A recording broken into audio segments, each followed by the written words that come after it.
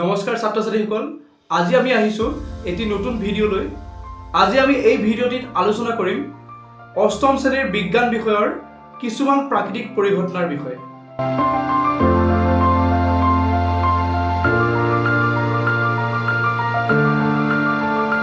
আহাচোন আজি আমি এই পাঠটিতনো কি বিষয় আলোচনা কৰিম চাওঁ।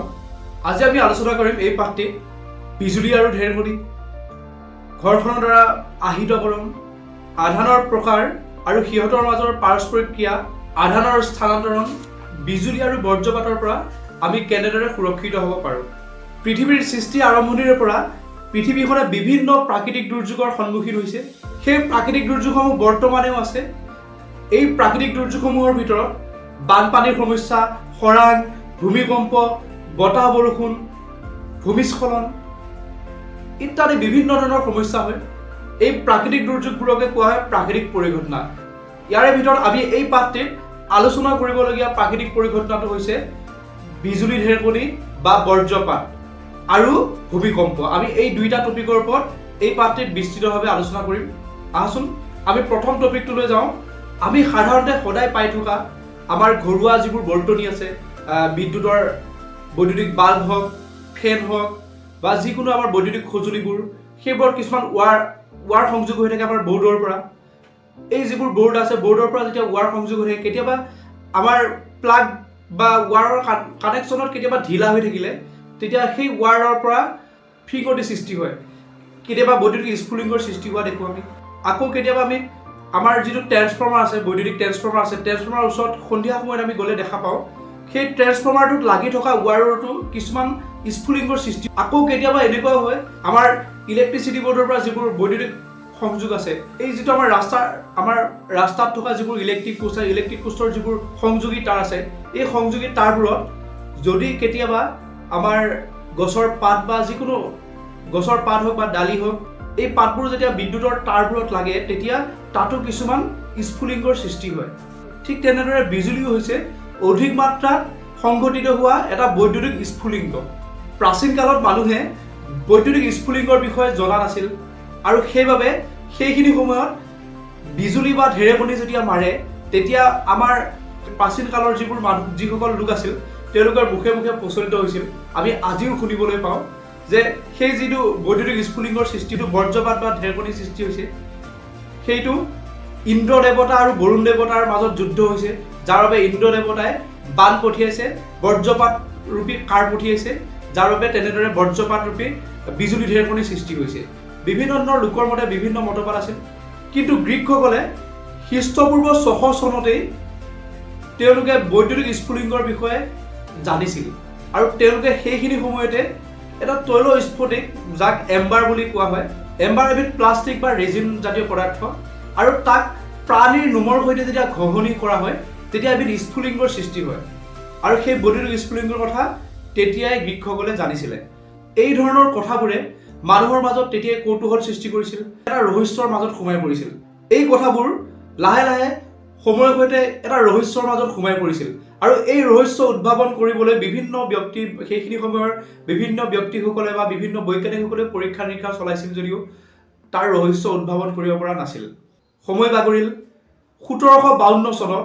সেইখিনি সময়ৰ পৰা প্ৰায় 2000 বছৰ পিছত আমেৰিকাৰ এজন বৈজ্ঞানিক বেঞ্জামিন ফ্ৰেংকলিন, তেওঁ পোনপ্ৰথমবাৰৰ বাবে এই ৰহস্য উদ্ঘাটন কৰিবলৈ সক্ষম হ'ল। তেওঁ বিজুলী ঢেৰেকণিত কিয় হয় তাৰ বিষয়ে ৰহস্য ভেদ কৰিবলৈ গৈ এখন চিলা বনালে। চিলাখনৰ আগত এই ধাতুৰ টুকুৰা এটা লগালে আৰু ধাতুৰ টুকুৰাটো লগাই তেওঁ পৰীক্ষা কৰিব ল'লে যে বিজুলী ঢেৰেকণিৰ সৃষ্টি হোৱাৰ কাৰণ কি। আৰু তেওঁ সেই মৰ্মে চিলাখন মেঘৰ মাজলৈ পঠিয়াই, যিখিনি আমাৰ ধুমুহা বতাহ বৰষুণ আছিল, তেনেকুৱা এটা সময়তে তেওঁ চিলাখন উৰুৱাই দি মেঘৰ মাজত পঠিয়াইছিল। আৰু সেইখিনি সময়ত আটাইতকৈ মাৰাত্মক আছিল, তেওঁ সেই পৰীক্ষাটো কৰিব যাওঁতে মৃত্যুমুখতো পৰিব লগা চান্স আছিল, কিন্তু তেওঁ মৃত্যু সন্মুখত ৰাখি সেই পৰীক্ষাটো কৰিম বুলি এটা সাহসেৰে যুঁজিছিল আৰু শেষত তেওঁ সফল হ'ল। আৰু তেওঁ এই পৰীক্ষাটোৰ পৰা এইটো বুজিলে যে কাপোৰৰ পৰা ওলোৱা যিটো স্ফুলিংগ আৰু বিজুলীৰ স্ফুলিংগ দুইটা একেটা পৰিঘটনাৰে অন্তৰ্গত। এতিয়া আমি আহিছোঁ ঘৰখনৰ দ্বাৰা আহিতকৰণ। এই পৰীক্ষাটোৰ বাবে আমি ঊলৰ কাপোৰ আৰু বেলুন এটা ল'ম। এতিয়া আমি বেলুনটোক ঊলৰ কাপোৰখনেৰে কিছু সময় ঘঁহিম। বেলুনটোক ঊলৰ কাপোৰখনেৰে ঘঁহাৰ ফলত বেলুনটো আহিত হ'ব।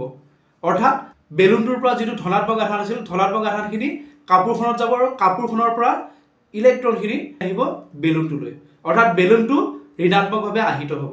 আমি এনেদৰে ঘৰ্ষণৰ দ্বাৰা আহিতকৰণ কৰিব পাৰোঁ। অৰ্থাৎ যদি দুটা বস্তু পৰস্পৰ ঘৰ্ষণ কৰা হয়, ঘৰ্ষণৰ ফলত দুয়োটাই সিহঁতৰ মাজৰ আধানৰ ভাগ বতৰা কৰে বা আধান শ্বেয়াৰ কৰে। এই প্ৰক্ৰিয়াটোকে কোৱা হয় ঘৰ্ষণৰ দ্বাৰা আহিতকৰণ। একেদৰে আমি আন এটা বেলুনকো কাপোৰে ঘঁহি আহিতকৰণ কৰিলোঁ আৰু দ্বিতীয় বেলুনটোক আমি ঊলৰ কাপোৰখনেৰে আহিতকৰণ কৰিলোঁ ঘঁহি। আৰু দুইটা বেলুন যেতিয়া আমি ওচৰলৈ লৈ আহিম পৰস্পৰ, দুইটাৰ মাজত বিকৰ্ষণ ঘটিব। অৰ্থাৎ দুইটা আকৰ্ষণ নহ'ব। অৰ্থাৎ দুয়োটা একে ধৰণৰ একে জাতীয় আধানেৰে আহিত হ'ল, সেইবাবে দুইটা বিকৰ্ষণ ঘটিছে। যদি দুয়োটা বিপৰীত জাতীয় আধানেৰে আহিত হ'ল হয় তেতিয়াহ'লে আকৰ্ষণ ঘটিল হয়।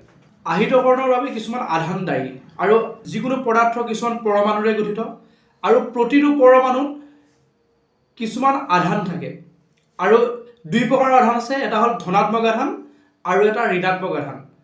কোনো পদাৰ্থ বা কোনো পৰমাণুত যেতিয়া সি সুস্থিৰ অৱস্থাত নিউট্ৰেল অৱস্থাত থাকে, নৰ্মেলি থাকে, তেতিয়া তাত ইলেক্ট্ৰন আৰু প্ৰটন অৰ্থাৎ ধনাত্মক আধান আৰু ঋণাত্মক আধানৰ মান সমান। ধনাত্মক আধান বোলে 10টা আছে পৰমাণুটোত, ঋণাত্মক আধানো 10টাই থাকিব। কিন্তু যদিহে সেই পৰমাণুটোৰ পৰা বোলে ধনাত্মক আধানৰ পৰিমাণ কমি গ'ল, তেতিয়া বাঢ়িল ঋণাত্মক আধান, তেতিয়া আমি গম পাম যে পৰমাণুটো ঋণাত্মকভাৱে আহিত হৈছে। কাঁচৰ দণ্ডডাল ল'লোঁ আমি। এই কাঁচৰ দণ্ডডাল সুস্থিৰ অৱস্থাত আছে প্ৰথম অৱস্থাত, তাত ইলেক্ট্ৰন আৰু প্ৰটন অৰ্থাৎ ধনাত্মক আধান আৰু ঋণাত্মক আধান সমানে আছে। ধনাত্মক আধান যিমানটা আছে, ঋণাত্মক ইলেক্ট্ৰনো বা ঋণাত্মক আধানো সিমানটাই আছে। এতিয়া যদিহে আমি পাটৰ কাপোৰে কাঁচৰ দণ্ডডাল আমি ঘঁহি দিওঁ, ঘঁহাৰ ফলত এই কাঁচৰ দণ্ডডালৰ পৰা যিবোৰ ধনাত্মক আধান আছিল পাটৰ কাপোৰখনলৈ গুচি যাব। ফলত কাঁচৰ দণ্ডডালত ধনাত্মক আধান আৰু ঋণাত্মক আধান আগতে সমান আছিল, কিন্তু এতিয়া ধনাত্মক আধানকেইটা যেতিয়া পাটৰ কাপোৰখনলৈ গুচি গ'ল, ইয়াত বাঢ়িল কি? এতিয়া কাঁচৰ দণ্ডডালত থাকিল কি? এতিয়া কাঁচৰ দণ্ডডালত থাকিব ঋণাত্মক আধান অৰ্থাৎ ইলেক্ট্ৰন। ঋণাত্মক আধান থাকি গ'ল আৰু কাপোৰখন ধনাত্মকভাৱে আহিত হ'ল। আৰু যিহেতু ইয়াত ইলেক্ট্ৰনৰ সংখ্যা বাঢ়িল, গতিকে ই কাঁচৰ দণ্ডডাল ঋণাত্মকভাৱে আহিত হৈছে। আনহাতে কাপোৰখনত আকৌ বাঢ়িল কি? ধনাত্মক আধান বাঢ়িল, গতিকে কাপোৰখন হ'ব ধনাত্মকভাৱে আহিত। কোনো এটা বস্তু বা কোনো এটা পদাৰ্থ আহিত হৈছে নে নাই তাক জানিবৰ বাবে আমি এটা যন্ত্ৰ ব্যৱহাৰ কৰোঁ, যাক কোৱা হয় বিদ্যুৎ মুক্ষণ যন্ত্ৰ। ইংৰাজীত ইয়াক কয় ইলেক্ট্ৰস্কোপ। আমি দুটা আহিত বেলুনত লৈছিলোঁ, তেতিয়া এই দুইটা আহিত বেলুন আমি ওচৰাওচৰিকৈ আনিছোঁ, দুইটা বিকৰ্ষিত হৈছে। ইয়াৰে যিকোনো এটা বেলুন আমি যেতিয়া হাতেৰে চুই দিম, হাতেৰে চোৱাৰ পিছত যদি দুইটা বেলুন আমি পৰস্পৰ ওচৰলৈ লৈ আহোঁ, তেতিয়াহ'লে কিন্তু সি কোনো ধৰণৰ ৰিয়েকশ্যন নেদেখাব, আকৰ্ষণো নকৰিব বা বিকৰ্ষণো নকৰিব। আমি জাষ্ট লৈ আহিব পাৰোঁ, আমি কোনো ধৰণৰ প্ৰতিক্ৰিয়া নেদেখিম। ইয়াৰ কাৰণ হ'ল এই আহিত যিটো বেলুন আছিল, সেই বেলুনটো আমি যেতিয়া হাতেৰে চুই দিলোঁ, চুই দিয়াৰ ফলত তাৰ পৰা যিখিনি আধান আছিল, আধানখিনি আমাৰ শৰীৰেদি প্ৰবাহিত হৈ মাটিলৈ গুচি গ'ল। অৰ্থাৎ এই অৱস্থাত বেলুনটোক আমি অনাহিত হোৱা বুলি ক'ম, অৰ্থাৎ ডিছচাৰ্জ হৈ গ'ল। আগতে চাৰ্জত আছিল, এতিয়া ডিছচাৰ্জ হৈ গ'ল, অনাহিত হ'ল। এতিয়া আমি জানিম আৰ্থিংনো কি, অৰ্থাৎ ভূমি সংযোগ বা ভূমি সংলগ্ন তাঁৰনো কি। আমি ঘৰত সাধাৰণতে ব্যৱহাৰ কৰোঁ ভূমি সংলগ্ন তাঁৰ। যিকোনো এটা ৱাৰ আমি আমাৰ বৈদ্যুতিক সঁজুলিবোৰৰ পৰা মাটিলৈ কানেকশ্যন লগাওঁ। যেনে আমাৰ ৰেফ্ৰিজাৰেটৰ বা ফ্ৰিজ এটা লৈ আহিলোঁ, ফ্ৰিজটো আমি কি কৰিম, এডাল ৱাৰ আমি মাটিৰ সৈতে কানেকশ্যন লগাই থওঁ, বা আমাৰ ঘৰৰ যিবোৰ বৰ্তনী আছে মাটিৰ সৈতে সংযোগ লগাই থওঁ। নাইবা আমাৰ যিবোৰ ইলেক্ট্ৰিকেল ৱাৰ, আমাৰ ৰাস্তাৰ কাষত যিবোৰ ৱাৰ, যিবোৰ আমাৰ ইলেক্ট্ৰিকেল পোষ্টৰ পৰা যিবোৰ ৱাৰ আছে, এই ৱাৰবোৰ বা ট্ৰেন্সফৰ্মাৰটোৰ কাষত বেছিভাগ ৱাৰ মাটিৰ সৈতে সংযোগ হৈ থাকে। আৰু ইয়াৰ মূলতে হ'ল যে কেতিয়াবা হঠাতে যদি আমাৰ বৈদ্যুতিক সঁজুলিবোৰত বা বৈদ্যুতিক বৰ্তনীত অত্যাধিক ভল্টেজ বা অত্যাধিক বোজা আহি যায়, তেতিয়া সেই তাৰ গোটেই আধানবোৰ যাতে মাটিলৈ গুচি যায়, তাৰ কাৰণে আমাৰ ভূমি সংযোগ তাঁৰ ব্যৱহাৰ কৰা হয়। এই ভূমি সংযোগ তাঁৰবোৰ এইভাবে ব্যৱহাৰ কৰা হয় যাতে অত্যাধিক ভল্টেজ বা অত্যাধিক বৈদ্যুতিক বোজাৰ পৰা আমাৰ ঘৰুৱা বাল্ব, ফ্ৰিজ, ফেন ইত্যাদিবোৰ সুৰক্ষিত হৈ থাকে। আৰু এই প্ৰক্ৰিয়াটো হ'ল অনাহিতকৰণ, অৰ্থাৎ আধানবোৰ অত্যাধিক জমা হোৱাৰ ফলত এই আধানবোৰ আমি মাটিলৈ সংযোগ কৰি এডাল ধাতুৰ তাৰেদি নি মাটিলৈ পঠিয়াই দিওঁ। ইয়াকে কয় আৰ্থিন বা ভূমি সংযোগ। এতিয়া আমি যাম আকাশত বিজুলী ঢেৰেকণি কেনেদৰে সৃষ্টি হয়। আমি জানো যে বায়ু বিদ্যুতৰ কুপৰিবাহী আৰু বায়ু অনবৰতে আমাৰ ভূপৃষ্ঠৰ ভাগত গতি কৰি আছে। ঠিক তেনেদৰে আমাৰ ভূপৃষ্ঠৰ পৰা কিছু উচ্চতাতে আমাৰ মেঘ আছে। এই মেঘবোৰো কিছুমান জলীয় বাষ্পৰ কণিকাৰ সমষ্টি আৰু এই মেঘবোৰো অনবৰতে বায়ুৰ গতিতে ঘূৰি আছে আৰু ঘূৰি থাকোঁতে এই মেঘে বায়ুৰ লগত যেতিয়া মেঘবোৰে ঘৰ্ষণ হয় বা ঘঁহনি খায়, তেতিয়া সিহঁত আহিতকৰণ হয়। অৰ্থাৎ সিহঁতে কোনোবা মেঘ ধনাত্মকভাৱে আহিত হয়, কোনো মেঘ ঋণাত্মকভাৱে আহিত হয়। যেনেদৰে আমি পাইছিলোঁ যে কোনো দুটা পদাৰ্থৰ মাজত ঘৰ্ষণ কৰাৰ ফলত পদাৰ্থ দুটা আহিত হয়। সেই ঘৰ্ষণৰ দ্বাৰা আহিতকৰণ প্ৰক্ৰিয়াটোৰ বিষয়ে জনাৰ পিছতেই আমাৰ মেঘবোৰে কেনেদৰে বিদ্যুৎ স্ফুলিংগৰ সৃষ্টি কৰে বা বজ্ৰপাত সৃষ্টি কৰে তাৰ বিষয়ে ব্যাখ্যা কৰিবলৈ সম্ভৱ হ'ল। তাৰ পৰা আমি জানিলোঁ যে মেঘবোৰে যেতিয়া বায়ুমণ্ডলৰ মাজেৰে গতি কৰি থাকে, তেতিয়া বায়ুৰ সৈতে ঘঁহনি খাই মেঘবোৰে আহিত হয়। আৰু ইয়াৰে আমাৰ কিছুমান মেঘ তলৰ অংশত থাকে বায়ুৰ আৰু কিছুমান মেঘ অলপ ওপৰত থাকে। ওপৰৰ যিখিনি মেঘ আছে, ওপৰৰ মেঘখিনি ধনাত্মকভাৱে আহিত হয় আৰু তাৰ তলতে থকা যিখিনি মেঘ, এই মেঘখিনি ঋণাত্মকভাৱে আহিত হয়। আৰু কেতিয়াবা এই ধনাত্মকভাৱে আহিত মেঘ আৰু ঋণাত্মকভাৱে আহিত মেঘ দুয়োটা মেঘ পৰস্পৰ সংস্পৰ্শলৈ আহে আৰু তেতিয়াই যথেষ্ট পৰিমাণে আধান বৃদ্ধি হৈ যায়গৈ। আৰু এই ধনাত্মক আধান আৰু ঋণাত্মক আধান দুয়োটা যেতিয়া সংযোগ ঘটাৰ পিছতে অত্যাধিক পোহৰ, বিজুলী, ঢেৰেকণি ইত্যাদি শব্দৰ সৃষ্টি হয়।